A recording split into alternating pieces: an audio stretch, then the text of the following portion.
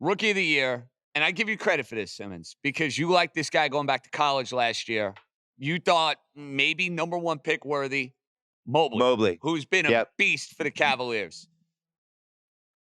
You see him winning this award when it's all said and done, or who is it? Who are we getting in on from a value standpoint with Rookie of the Year? Is there anyone at this point that I should? It sucks I can't do it in New York because they don't let you bet on the awards, which is really lame.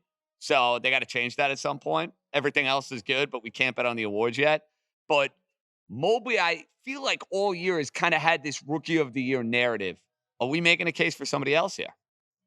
See, here's the problem. In House, I'm not allowed to bet on this because I have a vote, but I am fascinated by MVP, Rookie of the Year, Coach of the Year. For whatever reason, it gets decided by game 55, like right after the All-Star break. Everyone's like, oh, that guy's going to win that. That guy's going to win that. But there's always a lot of games left, and you just never know. Like somebody's team might go downhill. Somebody might get hurt for 10, 12 games, and all of a sudden it'll flip. To me, like on FanDuel, Mobley's a minus 550 Rookie of the Year favorite right now. It's now at minus 550. And Woo! you think like they're 10-8 in their last 18. They're going to probably lose to Philly tonight. So they're basically be 10-9. He's averaging 15-8, right? I looked up the rookie forwards who are 14-8, 34 minutes a game over the last 25 years. Griffin, Larry Johnson, Antoine Walker, and Mobley, right? So that's not nothing. If you go 20 and under forward centers, just 15-8.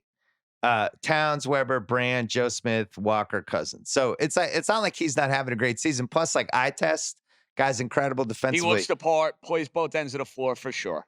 With that said, Scottie Barnes is a 10-1 bet to win Rookie of the Year right now. His stats are basically the same as Mobley's. He's 15-8 and 3. They're basically the same. 49% shooting.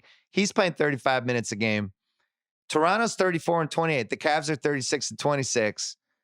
Barnes, the Raptors are 20 and 11 in the last 31. They're probably going to win tonight too, you'd think. Barnes' last three, 22 and 12. Eye test.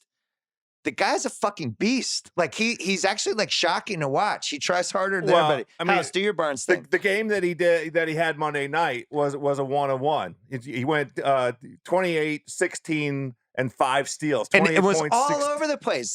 Like he was like Draymond on defense. And I really think those odds are crazy. I think he should be like plus 250. 10-1 is like, I think that's a little much, but that's the season narrative that's shifting into place. That's why Mobley has been getting all this attention. The Cavaliers have had this great year, so the perception is kind of built up. Like, I don't have these odds in New York with the Rookie of the Year, which is crazy. JJ, wait, if I told you the Raptors after tonight will be a game behind Cleveland and there's 20 games to go, like that's the point. If they have a better record than Cleveland, Barnes is going to win the Rookie of the Year. I'm just telling you. He has a legit and you know what's crazy about Barnes? So I watched a lot of him at Florida State. And when he was on that Florida State team, he was one of many athletic dudes because that's the way Leonard Hamilton kind of recruits. He's got a lot of 6'6", 6'7", 6'8" wings, a lot of interchangeable parts. So I wondered going to the NBA, would he make that jump as seamlessly as he has? Because you know what, House? I've seen a lot of guys from that program, like they're athletic dudes. They're playing within the system. He is not a system guy. He, in many ways, has kind of transcended that. And you've seen it with Toronto. That's been a fabulous, fabulous pick. 28 points in 2 of his last 3 games. Now, the one where he didn't score 28, he only had 6. But the bigger narrative is the thing. If he keeps having splashy games over these last 20 games, and Toronto overtakes Cleveland, and we don't have a corresponding splashy game or two that we can point to with Mobley, if Toronto overtakes Cleveland and Mobley is not more aggressive offensively, and that's something that I'm really excited to see with tonight's game against Philly. It's a great matchup potentially, but he has to be more assertive offensively, I think, to just lock in the implied, certainty around him as Rookie of the Year. But Barnes at 10-1 is value for all the factors we just hit. There's legit value there.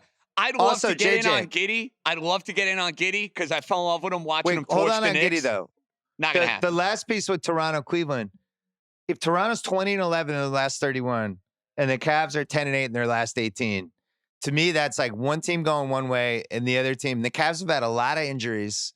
And I just think Toronto's going to have a better record than Cleveland. Like if there's a way to bet that, I would bet that. Who's going to have a better record, Toronto or Cleveland? Toronto's good. And Barnes is like the most important guy on that team other than Van Vliet. So as much as I love Mobley, to me, this is wide open. And 10-1 on Barnes is actually an insane value. That's why it's worth it. It's the 10-1 I part think of it. that's a compelling case right there. I'm sold. So Giddey in his last 12 is 16, 9, and 7. Impressive.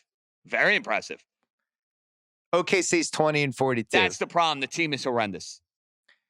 Absolutely horrendous. Cade's getting some buzz. The Pistons are 16 and 47. He's missed 14 games. I think there's a more compelling case for Giddey than there is Cade, personally. 100%.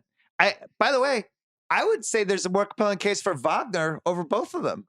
Cerruti right now is Giddey hearing that. Sorry, Cerruti just got a big Rookie of the Year boner. I don't endorse that view. Why? I don't agree with that. Wagner's 16 and 5. He's 47, 37, 85% splits. He's a good defensive player. He's played the whole season. I would have him over Cade. I don't know. I'd probably have Giddey 3A, Wagner 3B, Cade 5. If I were doing Rookie of the Year rankings right now, it's Mobley, Barnes, Giddey, 1, 2, and 3. If I had to vote right now. I'd say vote today. I'd say Mobley 1A. You have a vote, so you cannot comment. Would you agree with that order? It's interesting. I still, maybe because I had to overcome some doubt with Cade and what Cade's proved to me over this last 20, 25 games, and maybe I'm just watching more Pistons. I'm not sure. His hoops IQ, I think he has the best hoops IQ of the entire rookie class.